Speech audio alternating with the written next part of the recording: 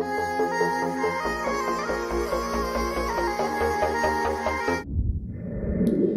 is up to all my diva gang, all my handsome fellas? It's Mel, the lipstick diva. Y'all see my lip? Just coming back to y'all because y'all listen.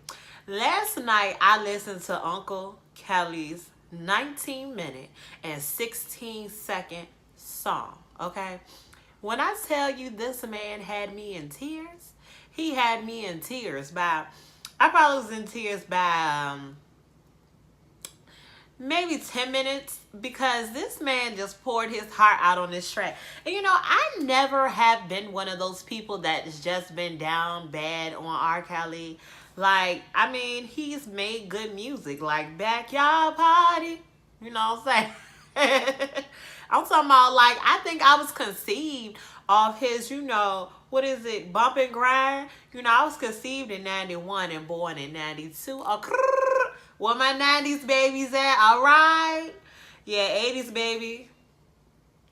Ain't no bad thing about y'all.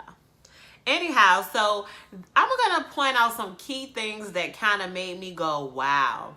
So one thing that I'm going to point out in the song is that he mentioned how his lawyers asked him not to say a lot of things. So when he mentioned Aaliyah, he said love.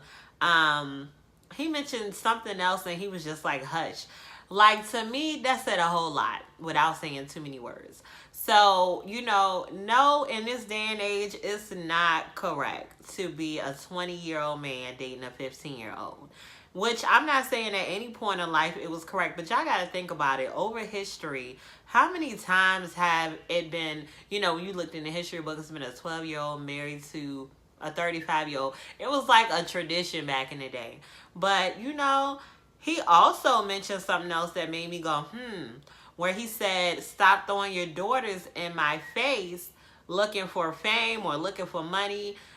The message I get from that is that a lot of people are trying to build cases against him just to get money, like trying to throw their young daughters at him because he has this reputation of liking younger girls. So that kind of made me go, wow, people are just wicked. Another thing that kind of made me cringe, like made me sad, is where he talked about how he couldn't read. I'm sure that he's talking about past tense. I'm sure the man can read now because he has some beautiful music. I'm sure no one can sit there and just sing him all the tunes that he can catch on. I'm sure he knows how to read, but that's just crazy. Something that was scary to me is how he mentioned he was touched from the age of 8 on up to the age of 14, and he didn't say anything because he was scared. So my thoughts are, were you touched by a man or were you touched by a woman? Interesting. And it was a family member. I noticed that he spoke about his mother a lot in the song. Evidently his mother has passed from what I'm getting from the song. And he also spoke about his brothers, how they don't have a good bond. Like, he can't call on to them, which that is really crazy. Something else that made me kind of cringe is where he talked about he hasn't seen his children in forever. Like, whoa. I don't even think I knew R. Kelly had kids. So, like, a lot of things in this song is just like a whoa. And some reviews I have seen so far is pretty much that R. Kelly is like trying to, plead his case or cry for help or different things like that. I mean, I just feel like he's keeping it real with the world because he's been quiet for so long. Like, think about how many times he has been on YouTube, Snapchat, Instagram, Facebook, going in like other celebrities do. Like, you think about it. People that are like in his generation, like Will Smith, he just tapped into the internet. Will Smith is now going viral on YouTube and on Facebook, but he's talking about positive things.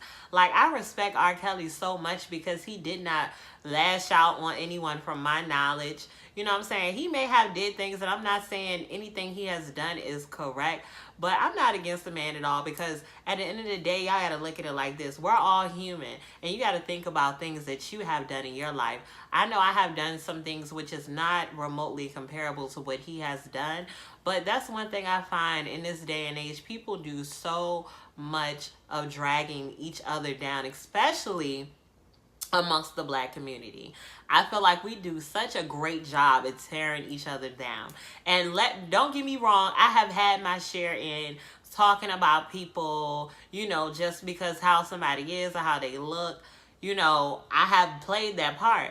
But not to say it's right. Like, the more that I grow and the more that I hear gossip, I try to steer away from it. But like this man, I just say, take the time out, because I'm going to get off my soapbox. I just say, take the time out, listen to the song, and see what you get from it. Because everybody has a different point of view. Like, I even watched this man's video where he talked about, he tried not to follow R.Kelly because he don't like pedophiles.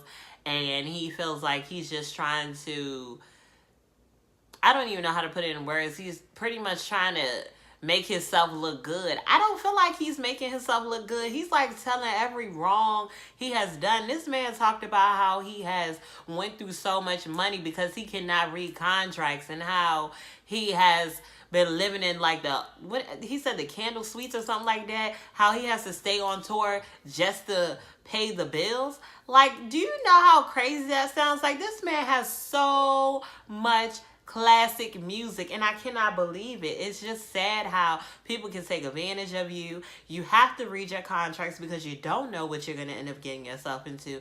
It's just so crazy. Like, I feel like y'all should give Uncle Kelly a chance and listen to this song. Hopefully, he turns this into some like Trapped in the Closet type of episode type of thing.